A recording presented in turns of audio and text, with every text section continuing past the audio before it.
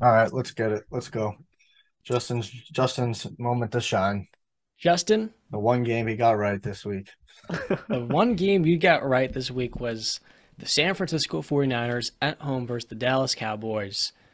Stunning a lot of people, a lot of delusional people in the Dallas world. Not talking about you, BC. Don't think I'm throwing a shot at you, but people that may have thought Dallas had a better team.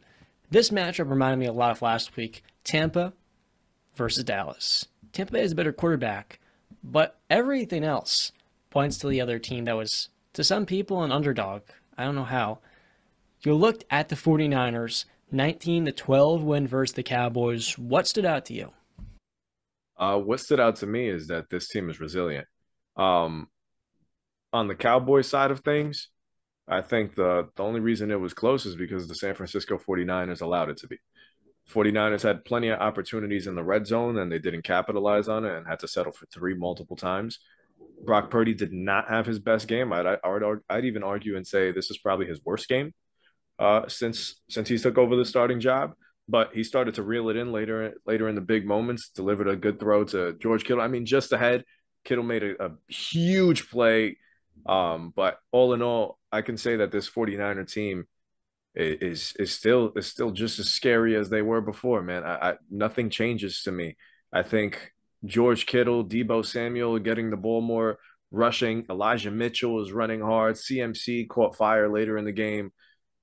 This team is scary, man. This team is very scary. And I don't know, one of our Instagram reels, I got a lot of love from the 49er faithful. And listen, I hope it stays true because I really do believe that this team is capable of going into Lincoln Financial Field and winning. And while I'm not going to go out there and speak as confident as I did about the game against the Cowboys, because I've told you guys for the longest, the Cowboys are just going to cowboy. I think we can mark it in our calendars that this will be a yearly tradition watching the Cowboys lose in the postseason. And I mean, they should be happy. They got to the divisional round this year, but uh, they won a playoff game. But the 49ers are year in and year out going to contend for Super Bowls. But like I said, tall task ahead of him going into Philadelphia. Tough environment for Brock Purdy. This is going to be the toughest thing that he's seen. And I've said it before. He's been going against the toughest defense in football for 13, 14 weeks now. But now it's different because this team is trying to scheme against you, not scheme against somebody else. And I just hope he's up for it because this Eagles front is going to be sending pressure out the wazoo, going to see how you react. They're going to make you uncomfortable. I don't think he's gone up against a guy like Darius Slay or James Bradbury or Gardner Johnson before, and that's going to be on the other side of that field when he takes the field on Sunday. So I'm with confidence. I'm not going to say, yeah, 49ers are going to the Super Bowl, but I will pick them to win this game. It will be close. I don't know what's going to happen to flip this script and make it go my way, but a lot of things have to go perfect for the 49ers to win this game. This Eagles offense is dynamic. Jalen Hurts is throwing the ball well. He could throw a dime. He might run for 40 yards on you. Their running game, I think they just ran for over 220 yards against the Giants, just completely gashed them. I'm nervous. I'm very nervous about this game because I haven't seen Brock Purdy in a game like this. This is so early in a career. Like the guy doesn't even have 10 games under his belt, and he's playing in the NFC Championship game.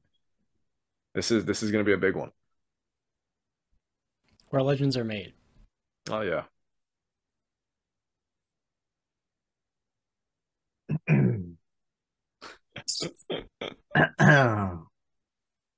Listen, All right. listen. I came out here. I pumped my chest. Tried to speak it into existence. I tried to hype the Cowboys up, all right? I tried. I tried. I got love from the Cowboys fans. Got a lot more hate from everybody else. But that's fine. When you're talking high on the Cowboys, you tend to attract 31 other teams, fan bases that just want to humble you down. And that's a reason why I have a little bit of a soft spot for the Cowboys. That and I love Tony Romo back to his days. Des Bryant, I was a major fan. Loved Dak Prescott's CDs, really good. Zeke was great. I mean, I just The little engine that good. Well, I mean, they were the big dog that turned into the little engine. Uh, about this game, right? So the defenses stole the show this game. Both defenses played outstanding. The Cowboys, I think, outperformed the 49ers defense just a tad bit. I'll get to why in a minute. But in my opinion, both quarterbacks you guys have spoken on, both quarterbacks weren't good. Dak Prescott, he had 2 picks, 51.5 QBR. Brock Purdy, 53.1 QBR. And people like to forget, but he also had 2 dropped interceptions in this game. Dak had 4 drop picks. Okay. Worst.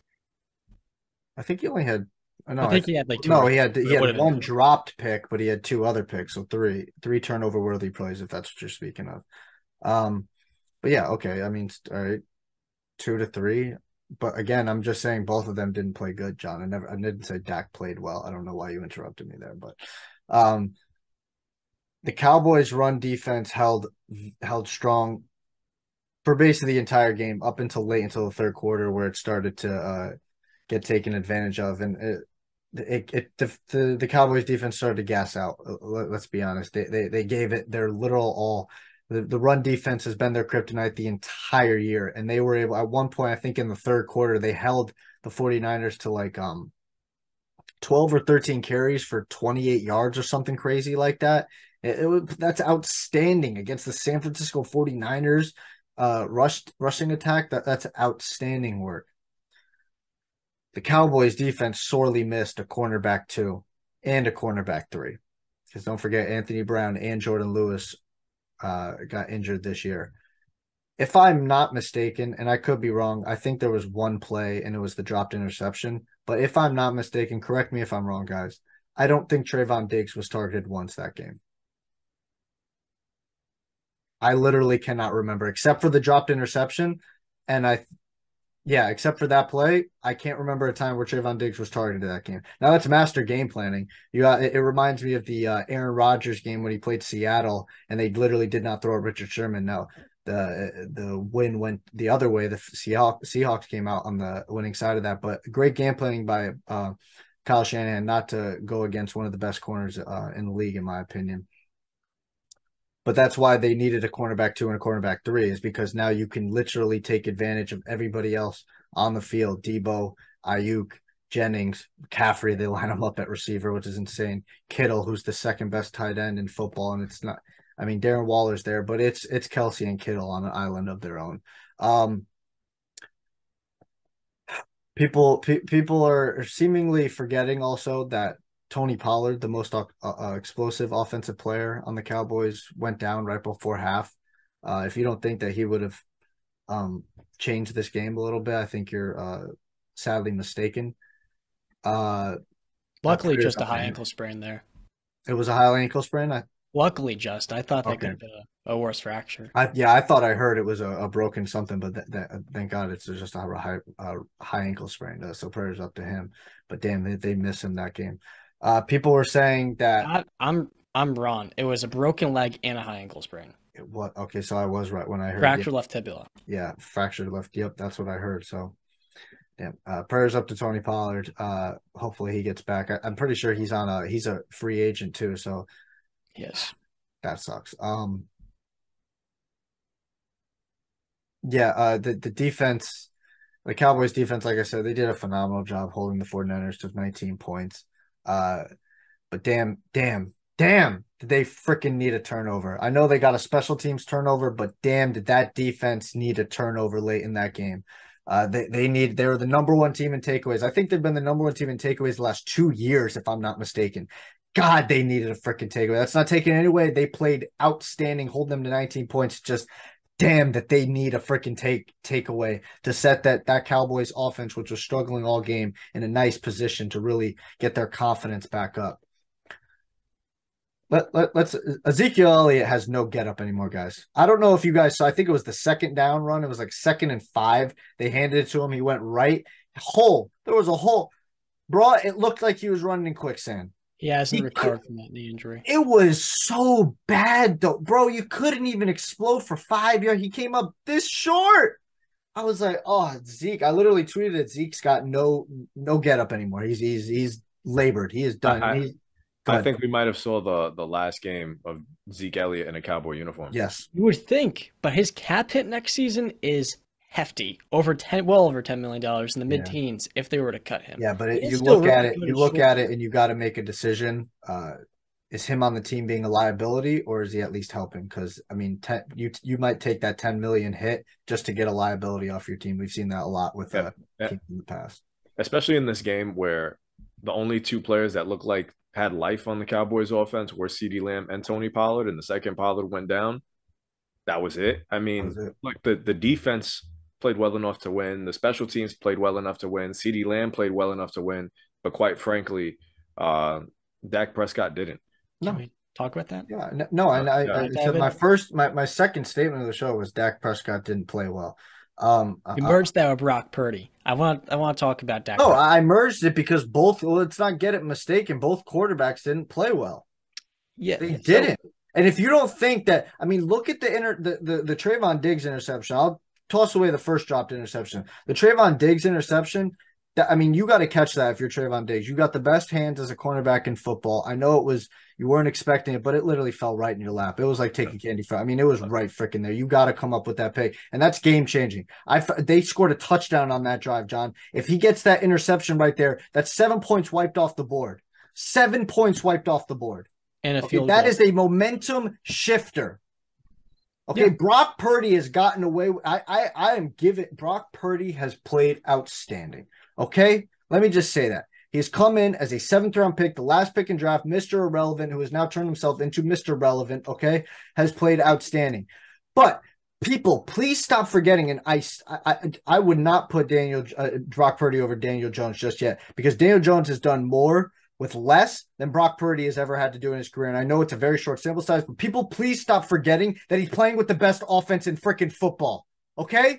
The best. He's got the best left tackle in football. He's got one of the best wide receiver after the catch in football. He's got the second best tight end in football. He's got one of the most versatile running backs in NFL history. Can we stop forgetting that he's got a boatload of talent and not to mention a quarterback guru in Kyle Shanahan? Can we please stop forgetting that? Please. Dak Prescott did not play well. He didn't. Okay, after a career game last week, he played like crap.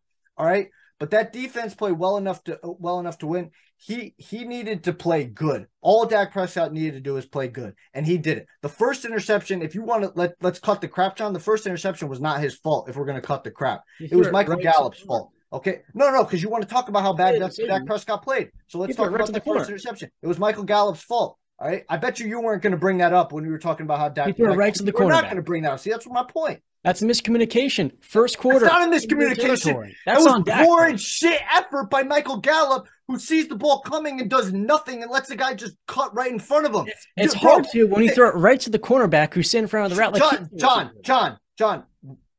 I guarantee if you looked at it from Dak Prescott's perspective, as he was throwing the ball, Gallup was in front of him.